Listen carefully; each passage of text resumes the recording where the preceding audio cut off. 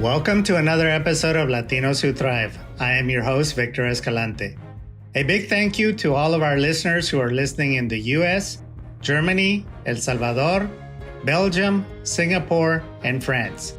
We're excited to bring you another episode with fashion designer Claudia Ochoa, founder of CLO Intimo, a lingerie line of women's apparel. Claudia is a native of Colombia whose life has been filled with all kinds of twists and turns. So you are in for an interesting story. We're going to hear a fascinating story of rags to living the American dream in New York City. If you have dreams that you want to make happen in 2023, this guest is going to inspire you to reach for those dreams. So let's get started. We now have Claudia Ochoa. Claudia, welcome to Latinos Who Thrive. Thank you so much, Victor, for allowing me to share my story with you guys, your audience. Tell us a little bit about your background. My background is fashion design. Before that, I was born in Medellin, Colombia, which is a textile industry mecca in Latin America. And my family also in the manufacturing business. So I grew up among fabrics and sewing machines and cutting. So fashion design seemed to be the right way to go, the natural way for me to express my talent and have a deep knowledge. Obviously that was gonna allow me to be, the best, one of the best in my field. Medellin, Colombia was where I born, and a difficult town because of it wasn't the time of the mafia and all of that. So we needed it to succeed, and more than anything, probably leave the country too. And so that was the beginning of my life. Learn English, do my homework where I go to college and try to acquire as more knowledge as I can. And then with that, you travel the world and hopefully come back with a better understanding or stay where I was received. How Would big try. was your family's company in terms of either revenues or in terms of employees? In terms of employees, I could say that they probably had around 10 employees, 10, 12. So it's a small manufacturing company. My mother will design pieces. She will go into a couple of distributors. They will place an order for her, and then she will come and buy the fabric. And so she was kind of like a designer. She didn't go to school for that, but she had a natural talent for it. So we will make 200, 500 pieces of a denim jacket, of a shirt, of jeans. And that's when I was growing up and I understood, how that if you create something, people were going to give you money for it. And it was just about, acquiring all the talent or all the knowledge to be able to do that. With something you make with your hands, you were able to, make a living with it. And so it was more like a small manufacturing facility. Just we were moving from middle class, like a lower middle class by doing all this work together into like more, lower upper or middle class. So it was a humble business. It was a small humble business. Tell us about the struggles of a small company that you learned firsthand working in your family's business, the highs and lows that you went through. The struggles are, the components sometimes are not available. Sometimes they have, you make a sample with something and in 2 or 3 months you go and try to find it and then it's not available or there's big minimums of it. So you have to change it. The customer is not as happy at the change.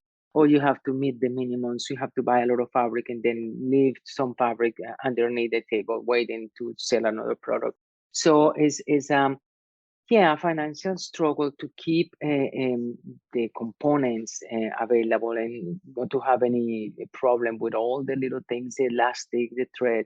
And the other big struggle is the people to not they're not always have a good disposition to work. They don't work necessarily at your best and they have attitudes and then you have to deal with that too. So it's a difficult environment, the manufacturing facility to have 12 people and each of them is got a different feeling, and some of them is slow, the other is fast, and then you gotta go and and try to keep up with all the processes. And so as an owner, you have to wear so many hats. You gotta help here in the sewing, then help here in the cutting, then help here and pattern making. So that as an owner, you need to know all of these areas to be able to jump in if it's necessary, or to be able to find what you need to make it work better. So um, components and people are one of the biggest struggles in the manufacturing And the here. customer doesn't care about your struggles, does he?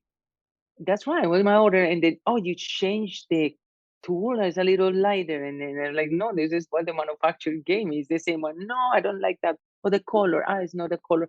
They have a lot of excuses that they can, come up with if they don't want to do the business, or they, have a little doubt about it.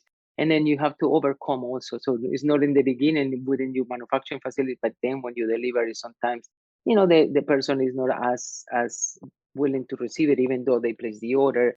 And then you got to talk to them. No, just keep it. It's the same. I promise you. Try to sell it. If you don't sell it, then we'll see. But so it's always having to, make everybody feel good and come. And then you swallow all that struggle, and you go to sleep in your God, how am I gonna be able to resist all of this? But then you know that you are reaching higher, so obviously that deeper the pain is.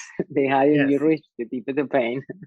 Your early development in the fashion industry tells me that you developed a brain for high tolerance of stress.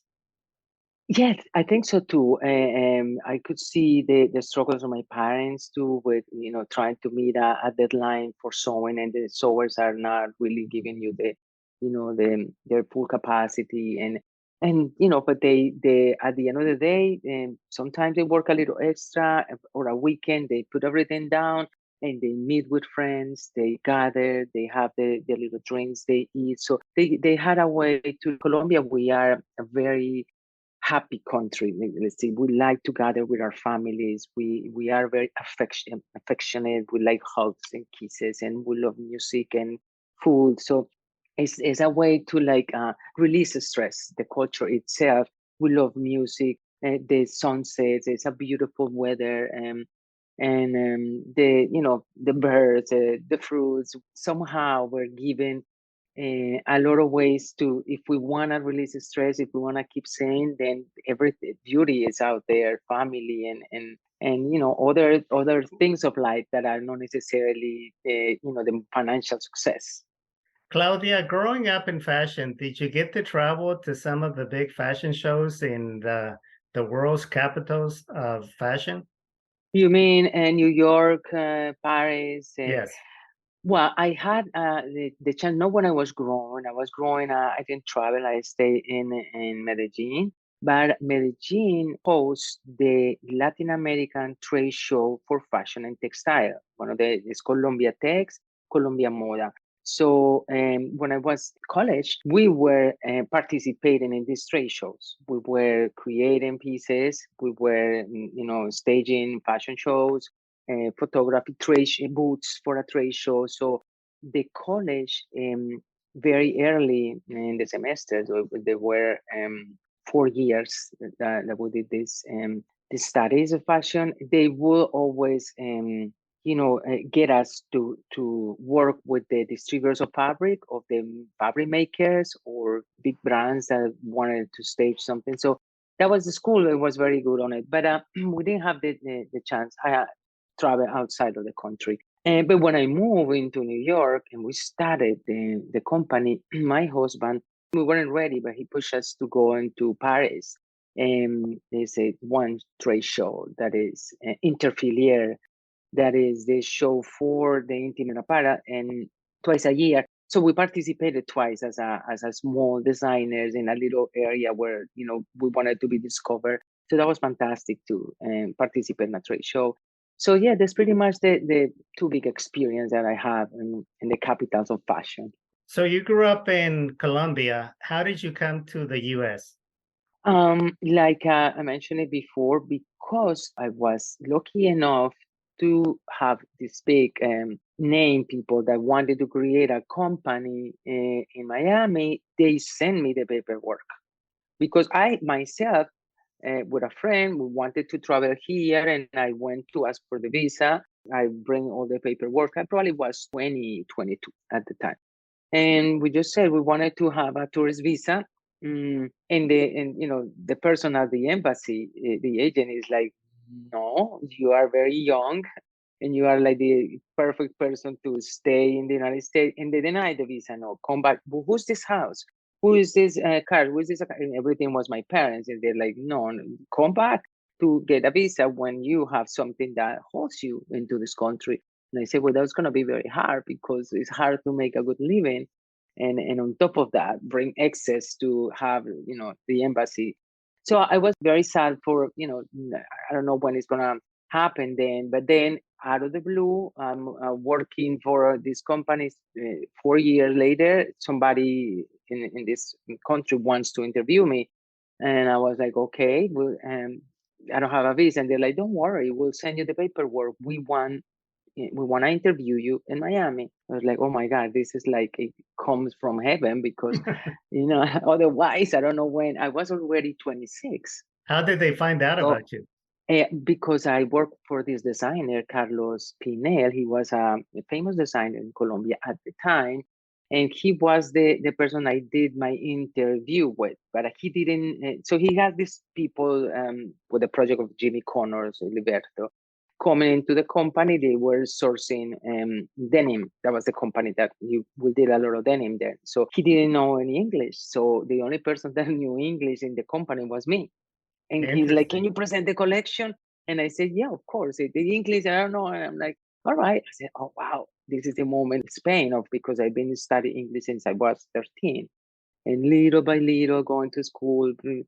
And now is the time it's reality. And then I use my little English. Hi, this is what we do. This is the collection. And then they say, thank you. They left a year after. They came back asking for me to the same company. We wanna meet these people. I wasn't working in the company anymore. I had moved on. And then the party maker said, these people is asking for, she want me to give you the designer, the owner of the company was a little jealous. He said, no, she left, and no. The pattern maker who I had great relationship, we really like each other, called me and she said, do you want me to give them the number? They are asking for you. And I said, of course, yeah, give it the numbers. And they called me, said, can we interview you in Miami? And I'm like, well, I don't have a visa. They're like, and I barely speak English. And said, it's in Miami, don't worry. Everybody speaks English. We want you. And then just can you go to the embassy and get it? And I said, wow, yes, of course. We send you the paperwork. So they did send me all the paperwork. I would go to the embassy with my drawings. I had gone to college for fashion. I had drawings and I worked with companies. So I had a good book. And then they have also the paperwork that this project was, providing. And most of it, they wanted to interview me. And even the person at the embassy was like, wow, that's very cool. They're going to interview you. And this is all the sketches are you. And this is, yeah, okay, good luck. And he just gave me the visa. And I'm like, fantastic. It's like a dream because otherwise I don't think visas are very difficult right now. They're like 3 years in Yes. advance, and then doesn't guarantee you. They're very difficult now, and it's always been very difficult. So for me, to get it this way is and to be ready. If I wasn't ready, if I didn't make the effort.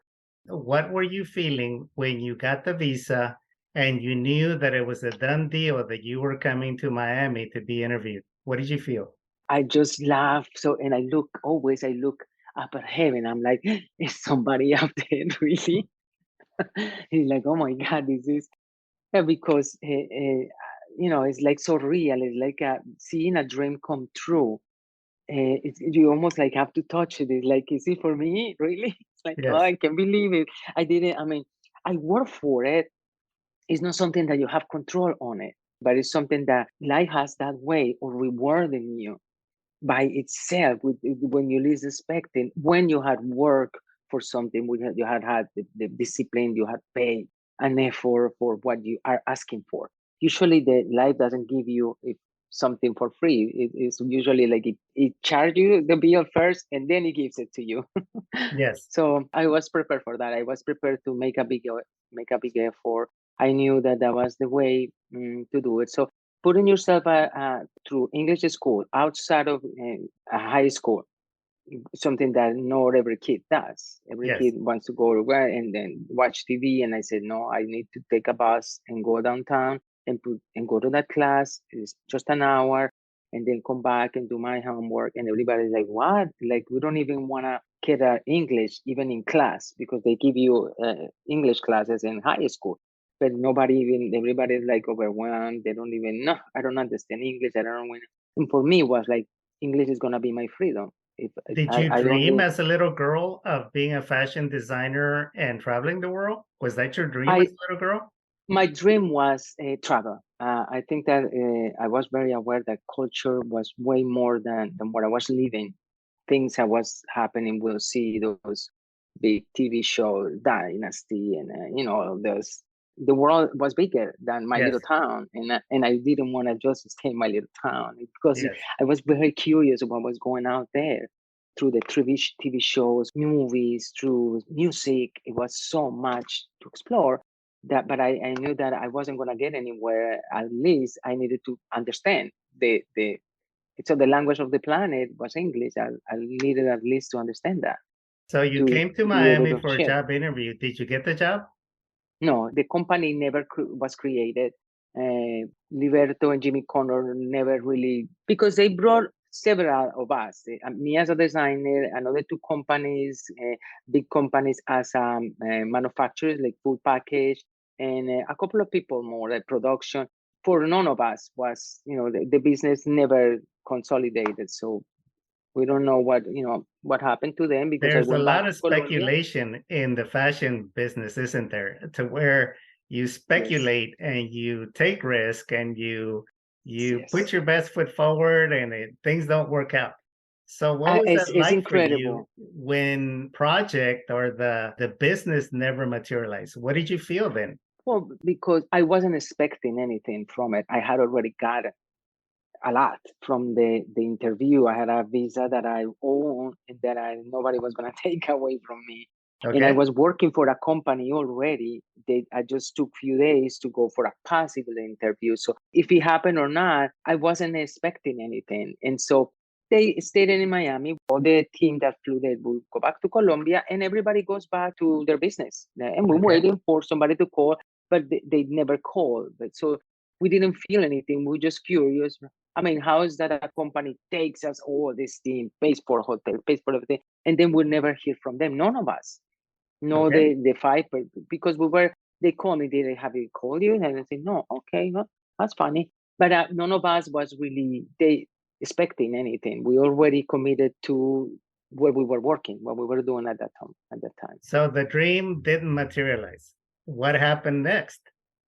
I continue working on the companies that I'm working with, negotiating, working less time for the companies and more time in my own project. And so my own project was, doing little pieces, crafty that I will sell to my friends, and study, yoga and meditation. Those areas that were very important for me, my mind and all that. So I meet some people, and I get to work for a company that sent me to New York and Los Angeles to buy samples in Miami. So I'll go once a year to Miami, LA, New York, and I'll stay with friends and just to buy samples and things. Go back to Colombia and show them, we could do this, we could do that.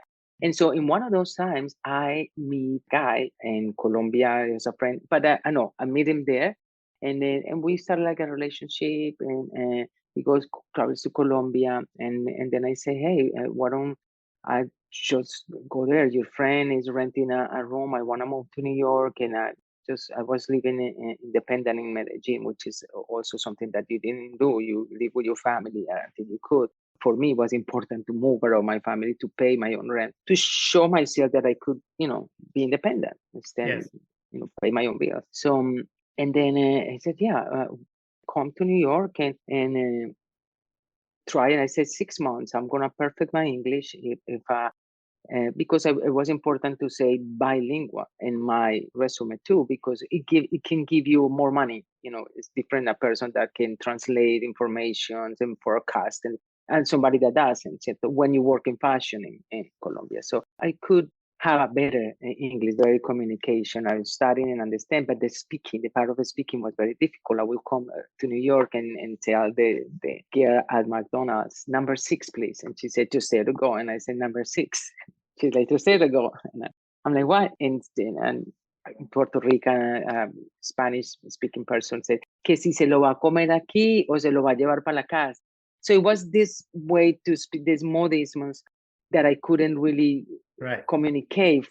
Right. I said, I cannot communicate fully. And I'm frustrated because I'm being this goal that I want to conquer the English. So I think I should do it if I go 6 months there and I'm with the people and my accent could improve, my understanding and all of that. So I decided to move 6 months and see what happens, and if I got a job, great. And if I didn't go, I have some money, very little, but I was hoping that I asked some people how difficult it is to get a job here. Oh no, the difficult is not to get a job. There's jobs everywhere. And that's 23 years ago, more than 25 years ago. 1999 is when I moved here. So, it was easy to get a job as a, hostess, for example, which is what I did, work at a coffee bagel store. So you get a minimum wage. And it was good because I wasn't expecting much. I wanted to practice my English and make a little living. It was much better than what I was making in Colombia, even if it was $6 or $10 an hour. It was way much better. So and things were unfolding itself. So I got a job here, I got a job there, and then it got a point where I had to go back, and then I got a lawyer that told me no. Stay a little longer, don't go back because of this and that. You already overstay, so I'd rather you to try to fix your situation a different way. So that I was like, at a point in my experience, I was without papers. I mean, I had overstayed my visa. Yes. Yeah. During the 6 months of your tourist visa, did you work in fashion or did you work minimum wage jobs? Yes, I worked the minimum wage job, and I met a girl that was looking for a designer because she wanted Timea Silly. She wanted to create her own design company, lingerie company. She had a little office on Fifth Avenue by Penn Station.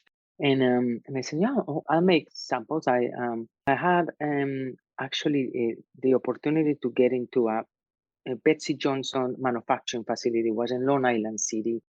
I worked, $10 an hour job for Coco. Was my friend from Colombia who had bedding products from India. So I worked for her, and downstairs was the Betsy Johnson manufacturing facility. So it was for me, and one of the sample girls was Colombian. So I would go through her and she would make me like a little panty or something after work. And I would bring it to this Timmy Asilic and I said, hey, look what I made for you. And she's like, oh, yes. So she decided to buy a couple of sewing machines and have me working on my sample making on her little Fifth Avenue, 32nd Street. We were making little samples, and with Coco, I had gone to trade shows. So I knew what going to a trade show was. And in Colombia, like I told you, our school put us through trade shows. So I wasn't afraid to do a trade show. She's like, I'm doing a trade show. Can you come with me and help me sell? And I said, sure, I'll go with you. And one of the samples that I made for her ended up in the Victoria's Secret catalog. Adriana Lima is wearing it in the catalog. Yes. I met my husband at that time. My husband is, why are you doing this for somebody else and not for yourself? And I'm like, well, it's not as easy. I mean, I'm barely making $10 an hour here and there. It's not, you don't start making a company just like that. And he's like very curious. He's seen me work. I'm doing, print design for another person. And he said, well, I'm going to pay for one of those trade shows that you go with your person. But are you able to put a collection for yourself? That's my husband. At that time, we were just starting dating. And I said, of course, I can put a collection. So you're going to pay for the booth? Kind of like in a challenging kind of way. And I said, yes. I make a collection with my $10 an hour salary. Okay, Wow. after paying my own thing, and then we go and we put it together, and you pay for the booth. The booth Sure. at that time was $2,000. You are listening to Latinos Who Thrive with special guest Claudia Ochoa. We'll be right back. Did you know that only 20% of people set goals? Of those goal setters, only 30% ever succeed in reaching their goals. What if I told you that you can learn what it takes to crush it in having all you want out of life? Mark your calendar for January 21st at 9:30 to 11:30 to attend How to Set Effective Goals. This goal-setting training is different from all others you have attended because it incorporates all the latest of neuroplasticity, neuro-linguistic programming, hypnosis, and brain spotting. All the details will be in the show notes, so mark your calendar.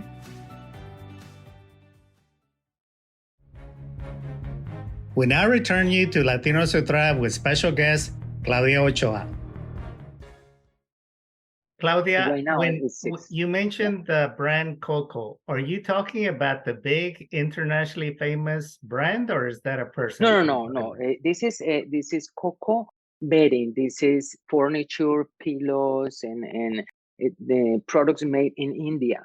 Oh, got you. Yeah, it was Okay. a Colombian lady that was doing that, bringing that, importing those bedding, designing it, having them make it. But I think she's not in business anymore. It's difficult. Okay. So you go to this industry show, you Yeah, have your own booth, you have your own right. collection, and what happens then? So the way that I was able to insert myself in the market at that time was because I didn't make bras with wires and padding and thing for the guests that wanted to have big boobs and all the big bras.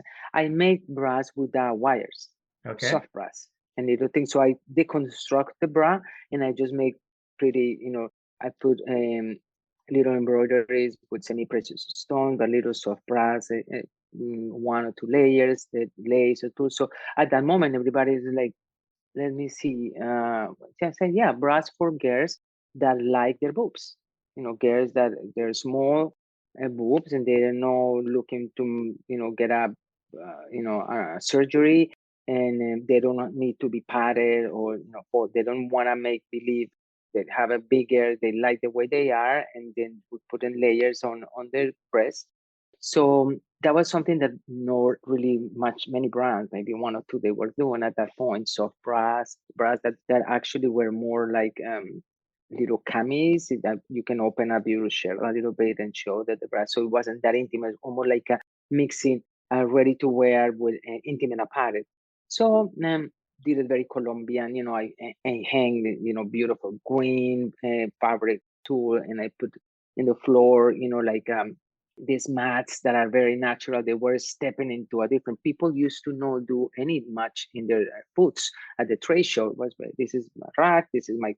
They were. It is a very logistical kind of business. So I wanted to make it more fun.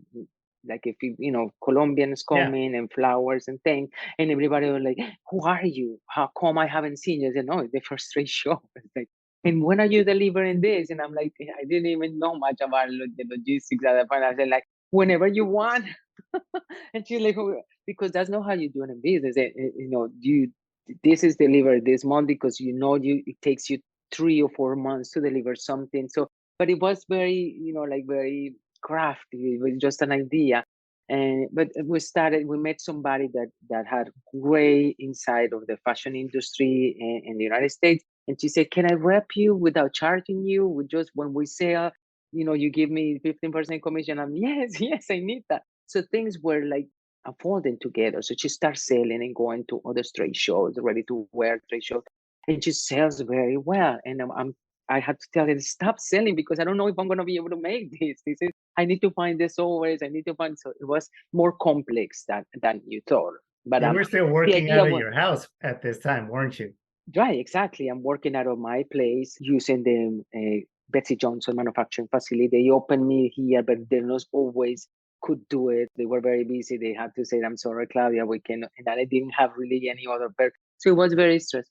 And we had to actually go to Colombia, come back to Colombia and say, "All right, I'm here. I know the industry, so now I know how things are done here. This I can control because in the United States it's super expensive. I Yes. mean, I was paying hundreds for $100 a top, 150 for a sample. In Colombia was very different. So that's when we stopped making it in the United States, and then we went to Colombia. I said, all right. So going back was fantastic. The first time with my little project, it's like we When need you it. went back to Colombia for outsourcing the manufacturing, was your family still in the business of manufacturing? No, they had already stopped, and my father and my mother had divorced, and my mother had already even traveled with my sister to the United States because they wanted to be here with me too. It was super stressful, and they went back because they realized it's not that easy, with a little girl and my sister.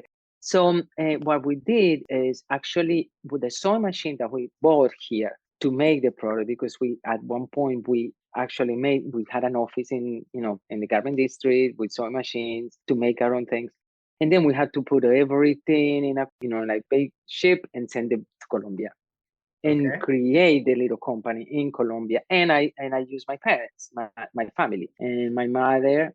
Actually, at that point, my mother and my father tried to be together around my little facility. My Okay. brother was working there, so but then it was just only so many years, because then it did not work. The family issues get Sure. involved, and then yeah, Yes. The first year after your first trade show on your own, how much did you sell? I think it was $30,000 the Okay. first trade show. It cost us 2,000 the show, Okay. the booth. It cost us probably I don't know 500 to make sample, maybe 1,000, and then making the production. So it was a profitable business. Yes. My husband comes from Wall Street, so he could see that if you could manage all the variables, you could actually make a good profit with it. Yes. It's managing the variables that make it become very All difficult right. at finding the balance. Let's fast forward to last year, 2022. How Yeah, much in sales did you have? I think 80,000. I mean, the growth is being painful. We have, I mean, usually between 50 to 80, and it should be way better. But the moment we are, but we're still struggling with You're doing what you can logistics. with what you got, and Yeah, that's very yeah. commendable. We're self-funded company. Without, like you mentioned in the beginning, maybe we put it in the credit card a little bit, but then we Sure. have to put it back in the Sure. chunks, 10,000 at the time. So yeah, we have grown since then, and it's a lot of growth still ahead of us. Claudia, tell us about any subcontract work that you have manufactured, other famous brands that maybe not under your label, or tell us about the most famous chains that carry your brands, where people can, listening to us, they can go shop for your brand. Right. I think the biggest at this moment would be anthropology. Okay. Anthropology is high end, a lower high end distributor of multi brands. Not just my brand, but and their own brand too. They source a lot in Asia, but they want to have new and excited products that are not in everywhere. That the brands are a little bit, like you find something that is new. So we are the brand that they consider new and like a little unique for their store. We've been with them probably for the last 5 years. And that is Clo Intimo. Then you go to anthropology website, you type Clo Intimo, and then you see the product. That all the pictures they make themselves, make the product look great. That's Urban Outfitters, Free People. It's the same, basically the same big company. It's just Anthro has like a more mature consumer, and then the other ones is a little younger consumer. So we are floating between, a younger consumer and a little bit more mature. But that would be the biggest brand. Yeah, we'll have your webpage on the show notes and your contact Mhm. information for anyone that's interested in contacting you. If they would like to carry your product or if they want to order direct from you, we'll have that in the show notes. Tell us, Yeah. Claudia, what is unique about your lingerie line, and do you have a clothing line also? No, we have, it's not a clothing line, but it's a lounge Intimate kind apparel. of line.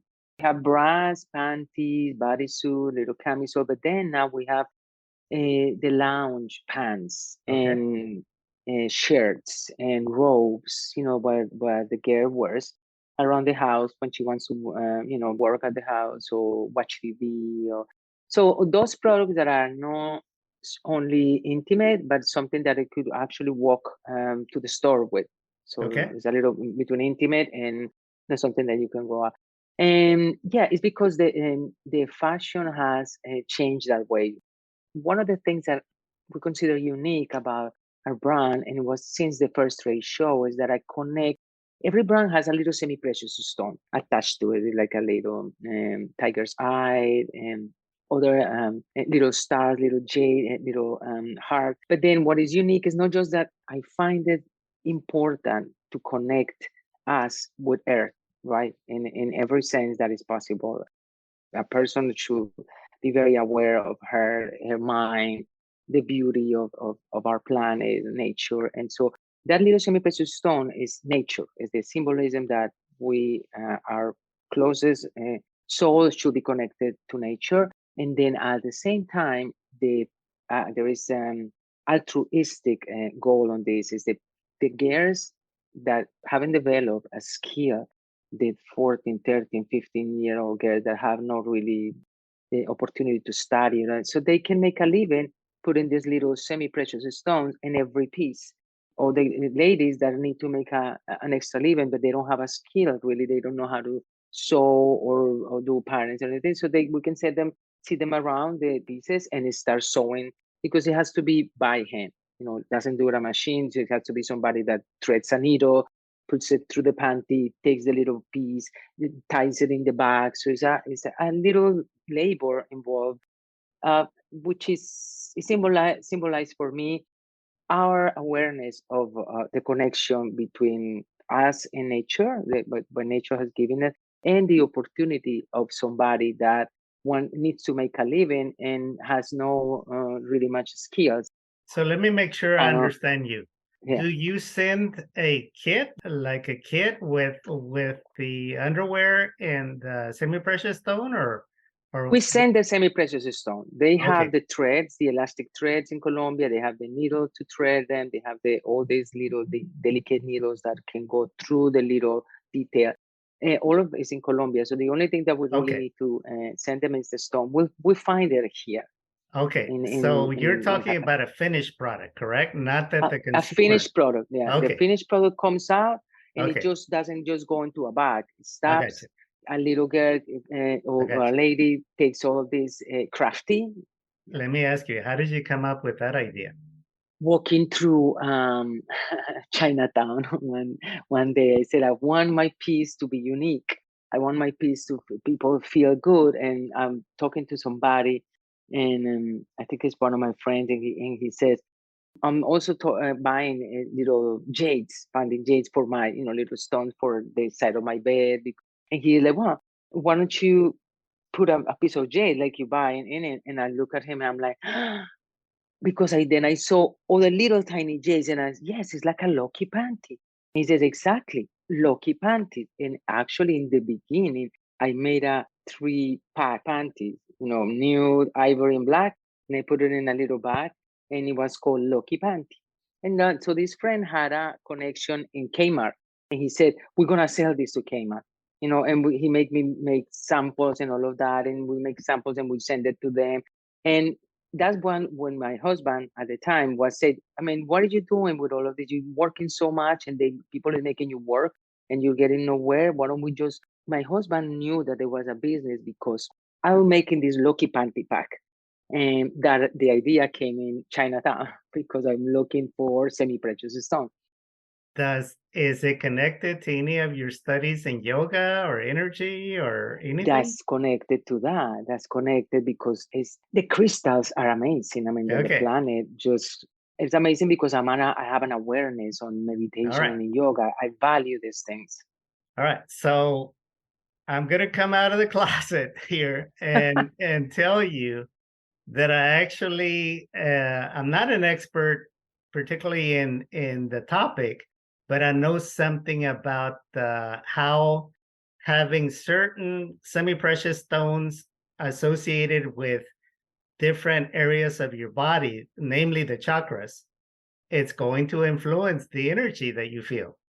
But that's precisely 5 millimeters of awareness. Yes. This panty has a little semi-precious stone, and this is Yes. made by the planet itself. And the panties is located in the In second that chakra, correct. which is associated with sexual and cash Bravo. making energy. All right, you are definitely helping me more and more to describe this connection, because even up until now, I need that information that you Yes. just gave me. For example, so the color associated with the second chakra is orange. Okay. That is a vibrant color of creativity, cash, and your sexuality. So Right. I won't go as far as to tell you, but I can tell you there's a relationship that if you put certain semi-precious stones in a particular panty, it's going to have a healing force for those who have Right. any kind of sexual trauma from their childhood, from their past, because of the vibration that is being The sustained vibration. right in that area. It's going to Right. heal and it's going to affect the energy.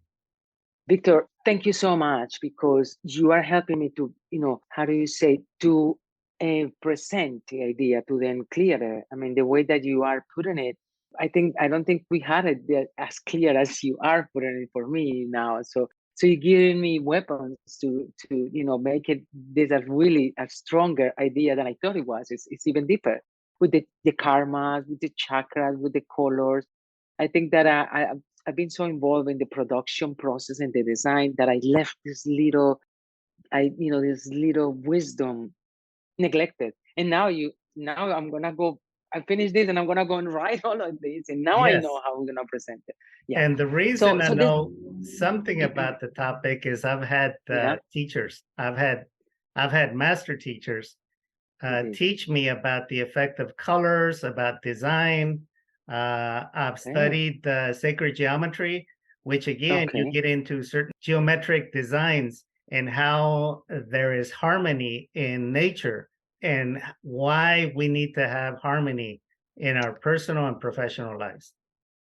Beautiful. You had put it perfect. This is the idea that I want to represent, and then this is the wisdom that I want to carry. And when people buy it, I want them to think in those terms and make them think. Oh, Yes. all right. So awareness, the orange, the shape, the stone, the chakra. So it's just help people that to get in deeper. Some how to say, other dimensions of life. It's not Absolutely. just the money and and possessions or the beauty on it. It's another dimensions, and they are great, important. So yeah, I wanna carry all that with me, and thank you so much again for giving me that wisdom. I'm wanna excited continue. So to it's fast track fantastic. your success here in your Beautiful. lingerie line, Thank you so so much. that you can impact the world. Right, and I'm making it more. Even the last collection we started to give in our line list, the format, the information we give to the buyers, tell them there is an embellishment, like just making people aware, because sometimes they don't even know that there is something there that has a meaning. Now, since last year, we're starting to, so it's a lot of information that we still have to share with. And like you said, it's going to help us. It's only going to help us to propel our business, to share, this wisdom with our buyers. Claudia, what would you tell the younger Claudia when she had that dream of coming to the States and getting a job in fashion? What would you tell that younger Claudia? What would I tell the younger Claudia? Interesting question. I guess keep on moving, keep on making the effort, keep on your discipline. It's gonna work out. Keep on being prepared for your dream. Keep on paying the price for what it costs to get to the places that it's easy to get, disappointed and kind of like, in a comfort zone and let things, keep pushing it, keep, with 20 years, 25 years after doing something, you can get a little, like resting with what life is, bringing you. But no, keep on pushing this other customer, keep on talking to you and finding more information, how you product can, don't stop pressing and pay a lot of attention to every little details. I give myself more time to concentrate on every aspect and not go too fast. Because I've been here for being too fast, but I will tell the younger Claudia to push it but give you most concentration to every aspect of this. 2023 is your year for Yes, developing patience. I The think so, yeah. Chinese year of the rabbit. For patience, huh? Yes. Yes, I wanted it. It's too impatient, too fast, and sometimes cutting corners to get Yes. somewhere. And no, it's the patient, the perfect corners, The nuance, the the the artistic. nuance. Yes. Correct. What Correct, advice the would you nuance. give to Latinas who are listening to our show? Young Latinas that maybe they're starting out in their corporate job, maybe they have a dream of having their own company. What advice would you give them? Work simultaneously. Do this, you the job that pays your bills, and the job that brings you closer to your dream. So if you want a dream, you have to work and do this multitasking, this simultaneous thing. Don't You cannot sit around and wait for things to come to you.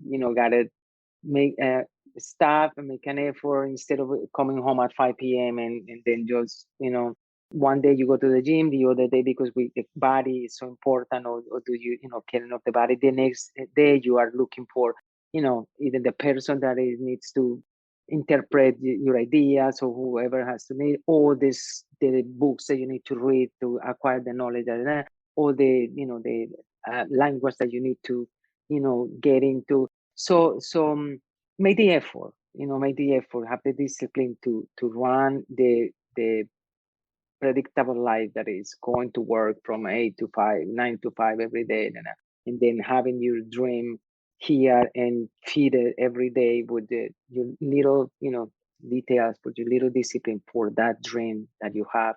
Usually the work and the dream go separated, but kind of like a line, one next to the other. So be aware of, if you have a dream, it has to be pulled that at the same time that you pull your normal life, the dream has to be pulled on the other side, and then just keep them both. Don't neglect your dream. Okay. Any final words, Claudia? Any final word to my audience and to people to wanna make something happen for them, and acquire all the skills that make you the best person, and don't neglect any skills that are necessary to be the best in what you are planning to be, to do with your life, be the best, and acquire the skills little by little, and they are acquirable. If somebody has them, you certainly can do it too. Absolutely. Don't neglect. Well, there you have it, folks. Claudia Ochoa, famous. Thank you. Famous and about to become even more famous fashion designer. I hope so. Intimate apparel. With your support, and we're gonna keep talking, and I'm gonna keep you updated of how we are growing. Absolutely. This is our year. And you have an open invitation to come and tell us your future journey in fashion. I think I might use it. Maybe at the end of the year, I have some better news. It's not a $80,000 month. It's a $150,000 month. That's what we're gonna get very soon. That would be great. Well, thank you for being a guest on our show today, Claudia, and much success in 2023. Thank you, Victor. The best for your audience and for you. Thank you so much again.